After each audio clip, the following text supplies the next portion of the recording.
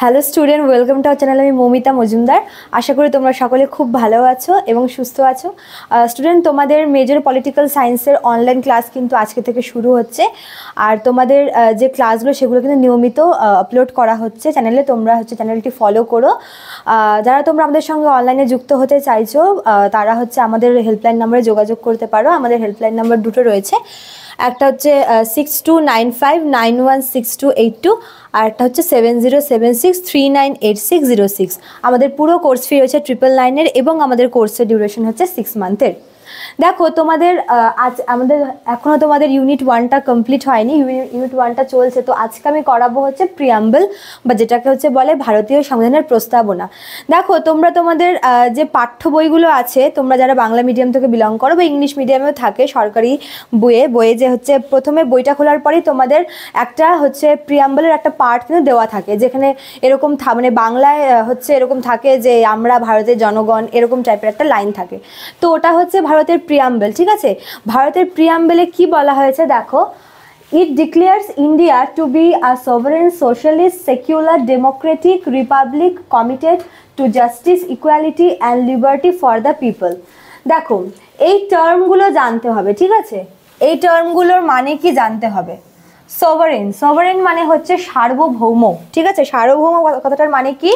সার্বভৌম কথাটার মানে আমাদের দেশ ভারত, সে অভ্যন্তরীণ ক্ষেত্রে হোক বা আন্তর্জাতিক ক্ষেত্রে হোক, কোনো কারোর নিয়ন্ত্রণে থাকবে না। ঠিক আছে, আমাদের দেশ আন্তর্জাতিক ব্যাপারে বা নিজের ঘরের ব্যাপারে কোনো বাইরের লোকের বা বাইরের কারোর ইন্টারফেয়ার করাটা পছন্দ করবে না, বা বাইরের লোকের ইন্টারফেয়ার চলবে না, বাইরের কোনো দেশের বা কিছুর ইন্টারফেয়ার চলবে না। এটা সভারেন। আচ্ছা, সোশ্যালিস্ট বা সমাজতান্ত্রিক, এর মানে এই যে আমাদের দেশের যে অর্থ এবং সম্পদ বা এই যে ক্ষমতা, ঠিক আছে, ক্ষমতা এবং অর্থ, এটা কোনো ব্যক্তির কিন্তু নিয়ন্ত্রণাধীন নয়। অর্থাৎ মনে করো যে আমাদের যে যাবতীয় যত রকমের দেশের যে ঐতিহ্যগুলো আছে, মনে করো যে আমাদের যে দেশের যে প্রপার্টিগুলো, হ্যাঁ, রাষ্ট্রপতি ভবন বলো, বা মনে করো যে এই যে লালকেল্লা বা তাজমহল, এই সমস্ত যে আমাদের যে ইয়েগুলো আছে, দেশের যে ঐতিহ্যগুলো বা এমনি যে সরকারের যে অর্থ, সেটা কিন্তু কোনো ব্যক্তিগত কারোর কিন্তু কুক্ষিগত হবে না, ব্যক্তিগত কারোর কিন্তু তার উপরে অধিকার থাকবে না। সেকুলার বা যেটাকে বলে ধর্মনিরপেক্ষ, অর্থাৎ আমাদের দেশের, ঠিক আছে, আমাদের দেশের কিন্তু কোনো রাষ্ট্রীয় ধর্ম থাকবে না। আমাদের দেশ কোনো নির্দিষ্ট ধর্ম দিয়ে চলবে না, কোনো নির্দিষ্ট ধর্মের দ্বারা আমাদের দেশ কিন্তু পরিচালিত হবে না। আমাদের দেশে কোনো ধর্মের প্রতি পক্ষপাতিত্ব করবে না, সম্পূর্ণভাবে ধর্ম নিরপেক্ষ, একদম নিউট্রাল থাকবে ধর্মের ব্যাপারে। এটা বলা হয়েছে প্রিয়াম্বলে। আচ্ছা, তারপর দেখো ডেমোক্রেটিক মানে এই যে আমরা যে বিভিন্ন লিডারদেরকে নির্বাচন করি ভোট দিয়ে, তো এটাই বলা হয়েছে যে যে সমস্ত প্রতিনিধিরা আছে বা যে সমস্ত লিডাররা আছে, যে সরকারি যে আর কি যে কর্মচারী যারা, বা বলতে পারো যে নেতা মন্ত্রীরা, এরা কিন্তু নির্বাচিত হয়ে কিন্তু তাদের পদটা আর কি পাবে। ঠিক আছে, এমনি পাবে না, নির্বাচিত হবে কাদের দ্বারা? জনগণের দ্বারা। ঠিক আছে, আম জনতার দ্বারা। আর একটা তোমার রিপাবলিক মানে এই যে আমাদের দেশের যে প্রথম নাগরিক, কাকে বলে আমাদের দেশের প্রথম নাগরিক? রাষ্ট্রপতিকে বলে, প্রেসিডেন্টকে।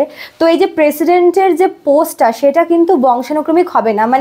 প্রেসিডেন্টের পোস্ট, মনে করো যিনি প্রেসিডেন্ট আবার তার ছেলে এভাবে যে বংশানুক্রমিক হবে এমন কিন্তু না। ঠিক আছে, প্রেসিডেন্টের পদটিও কিন্তু নির্বাচিত পদ।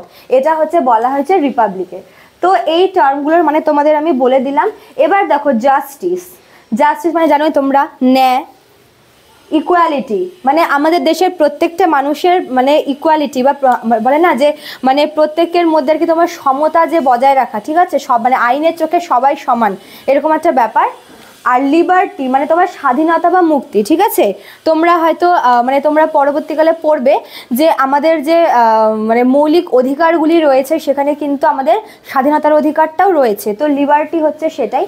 তো এখানে তো এই মেন প্রিয়াম্বলের বিষয়বস্তু এটাই যে ভারত একটি সার্বভৌম, সমাজতান্ত্রিক, ধর্মনিরপেক্ষ, গণতান্ত্রিক, প্রজাতন্ত্র দেশ। এবং এই দেশটার কাজ যে দেশের মানুষদের ন্যায়, ঠিক আছে, সাম্য বা সমতা এবং স্বাধীনতা, এই জিনিসগুলো বজায় রাখা। এটা প্রিয়াম্বলে বলা হয়েছে।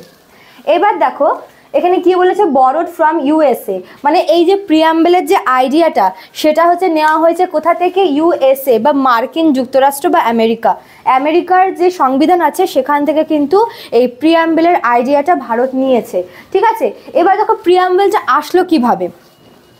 যখন আমাদের গণপরিষদ গঠন হলো 1946-এ, তো সেই সময় ওই বছরে কিন্তু গণপরিষদের অধিবেশন বসেছিল। ঠিক আছে, প্রথমটা বসেছিল 9th ডিসেম্বর 1946, সেকেন্ডটা হয়েছিল 11th ডিসেম্বর 1946 এবং থার্ডটা হয়েছিল কিন্তু 13 ডিসেম্বর 1946। তো এই 13 ডিসেম্বর মানে গণপরিষদের যখন সেকেন্ড অধিবেশন চলছিল, থার্ড মিটিং যখন চলছিল, ঠিক আছে, গণপরিষদের যখন থার্ড মিটিং চলছিল সেই সময় জওহরলাল নেহেরু, ঠিক আছে, JL নেহেরু, ইনি কিন্তু একটি প্রস্তাব পেশ করেছিল, গণপরিষদে একটি প্রস্তাব পেশ করেছিল যেটাকে অবজেক্টিভ রিজলিউশন বা উদ্দেশ্যমূলক প্রস্তাব বলা হয়। তো এই যে অবজেক্টিভ রিজলিউশন বা উদ্দেশ্যমূলক প্রস্তাব, এটা প্রথম উত্থাপন করেছিল জওহরলাল নেহেরু। কোথায় করেছিল? এই গণপরিষদের যে তৃতীয় যে মিটিংটা হয়েছিল, থার্ড মিটিংটা 1946-এ 13 ডিসেম্বর। ঠিক আছে, তখন কিন্তু শুধুমাত্র জিনিসটাকে পেশ করা হলো, তখন কিন্তু সেটাকে অ্যাকসেপ্ট করেনি গণপরিষদ। ঠিক তার পরের বছর 1947-এ 22 জানুয়ারি, ঠিক আছে, মানে ডিসেম্বরে এই আর কি প্রস্তাবটাকে দিয়েছিলেন জওহরলাল নেহেরু এবং তার পরের বছরই মানে 1947-এর 22 জানুয়ারিতে 22 জানুয়ারিতে কনস্টিটিউয়েন্ট অ্যাসেম্বলি কি করে, এই যে অবজেক্টিভ রিজলিউশন এটাকে কিন্তু অ্যাডপ্ট করে। ঠিক আছে, এটাকে অ্যাডপ্ট করে। তো দেখো এই যে প্রিয়াম্বল, এই প্রিয়াম্বলের ব্যাপারে কিন্তু অনেকে মানে প্রিয়াম্বলকে অনেক নাম দিয়েছে।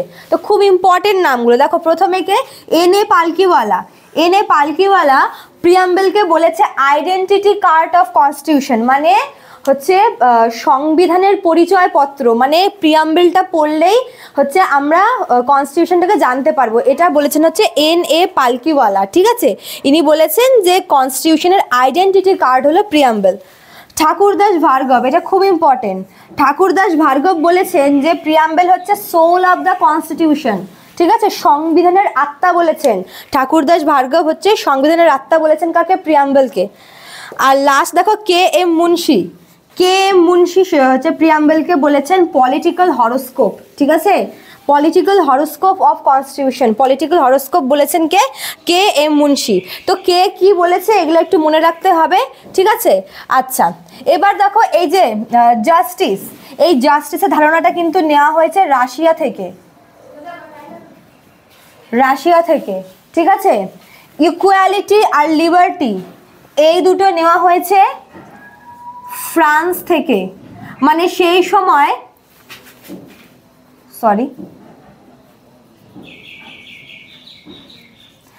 সময় ফ্রান্সে হচ্ছে রিভলিউশন চলছিল, হ্যাঁ, ফ্রেঞ্চ রিভলিউশন। তো সেই ফ্রেঞ্চ রিভলিউশনে হচ্ছে এই ইকুয়ালিটি আর হচ্ছে লিবার্টির জন্য অনেক আর কি স্ট্রাগল হচ্ছিল। তো ওই রিভলিউশন থেকেই কিন্তু এই দুটো টার্ম নেওয়া হয়েছে আমাদের ইন্ডিয়ান কনস্টিটিউশনে। ঠিক আছে, দেখো আমাদের প্রিয়াম্বলকে হচ্ছে কনস্টিটিউশনের একটা অবিচ্ছেদ্য অঙ্গ বা ইন্টেগ্রাল পার্ট বলা হয়, মানে আমাদের সংবিধান যখনই আমরা পড়বো তখনই কিন্তু সেখানে হচ্ছে প্রিয়াম্বলটাকে অবশ্যই পড়তে হবে, মানে প্রিয়াম্বলকে কখনো কিন্তু সংবিধান থেকে আলাদা করা যায় না, এটা সংবিধানের একটা অখণ্ড পার্ট। ঠিক আছে, আমাদের প্রিয়াম্বলটা হচ্ছে মানে একবারই অ্যামেন্ড করা হয়েছিল, একবারই সংশোধন করা হয়েছিল 1976-এ।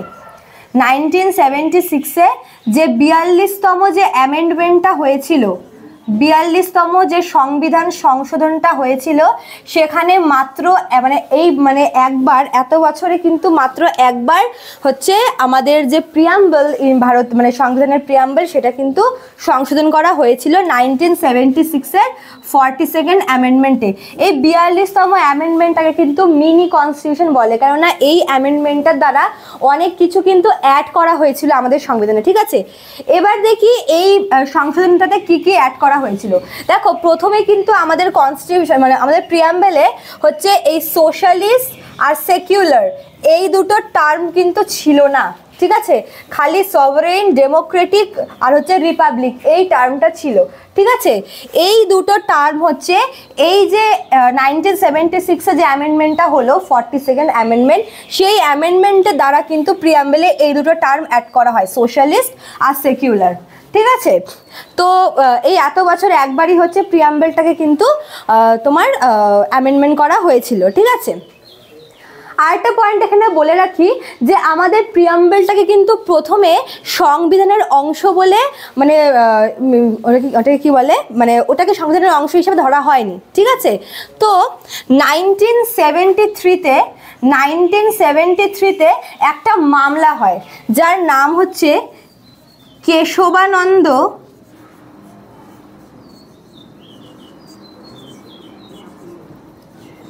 সরি হ্যাঁ আমি এটাকে ইংলিশে লিখি, সরি।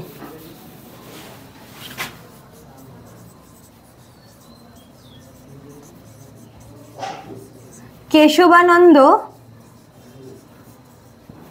ভারতী কেস।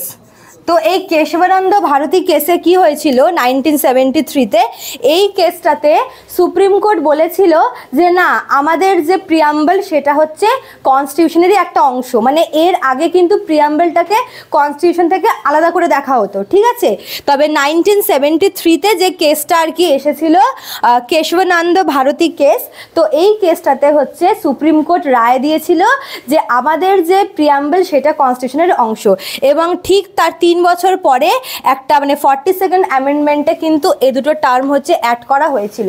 ঠিক আছে, তো এই সমস্ত জিনিসগুলো তোমাদের প্রিয়াম্বল থেকে পড়তে হবে। তো আমি যতটা পারলাম আর কি তোমাদের ইনফরমেশন দিয়ে দিলাম, আশা করি তোমাদের খুব হেল্পফুল হবে ভিডিওটা। তো দেখা হচ্ছে নেক্সট ক্লাসে, আজকে এতটুকুই, থ্যাংক ইউ।